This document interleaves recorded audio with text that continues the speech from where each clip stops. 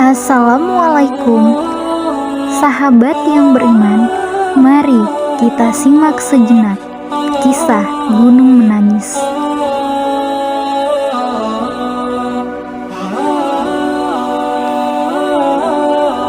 Pada suatu hari Uqail bin Abi Thalib telah pergi bersama-sama dengan Nabi Muhammad SAW.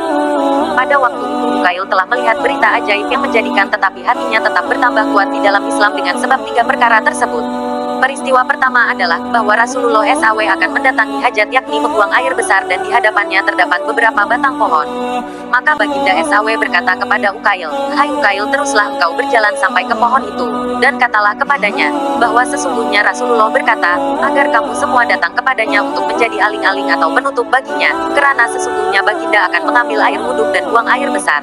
Uqail pun keluar dan pergi mendapatkan pohon-pohon itu, dan sebelum dia menyelesaikan tugas itu ternyata pohon-pohon sudah tumbang dari akarnya serta sudah mengelilingi di sekitar baginda SAW selesai dari hajatnya. Maka Uqail kembali ke tempat pohon-pohon itu. Peristiwa kedua adalah bahwa Uqail berasa haus dan setelah mencari air kemanapun juga namun tidak ditemui.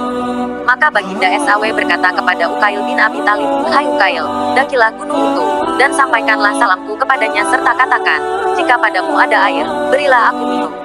Uqail lalu pergilah mendaki gunung itu dan berkata kepadanya sebagaimana yang telah disabdakan baginda itu.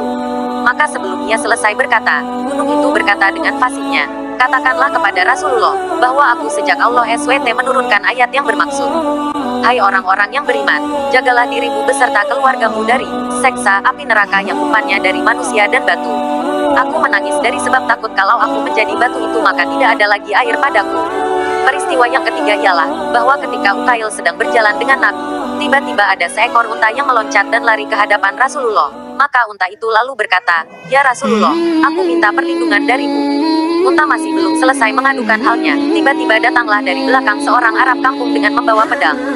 Terhunus melihat orang Arab kampung dengan membawa pedang terhunus. Melihat orang Arab kampung itu, Nabi Muhammad SAW berkata, "Henda, mengapakah kamu terhadap unta itu?" Jawab orang kampungan itu, "Wahai Rasulullah, aku telah membelinya dengan harta yang mahal, tetapi dia tidak mau taat atau tidak mau jinak, maka akan kupotong saja dan akan kumanfaatkan dagingnya, kuberikan kepada orang-orang yang memerlukan."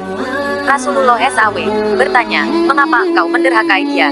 Jawab unta itu, "Wahai Rasulullah, sungguh aku tidak menderhakainya dari satu pekerjaan, akan tetapi aku menderhakainya dari sebab perbuatannya yang buruk.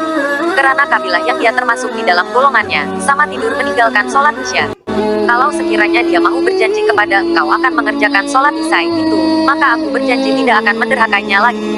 Sebab aku takut kalau Allah menurunkan seksanya kepada mereka sedang aku berada di antara mereka." Akhirnya Nabi Muhammad SAW mengambil perjanjian orang Arab kampung itu, bahwa dia tidak akan meninggalkan sholat isya.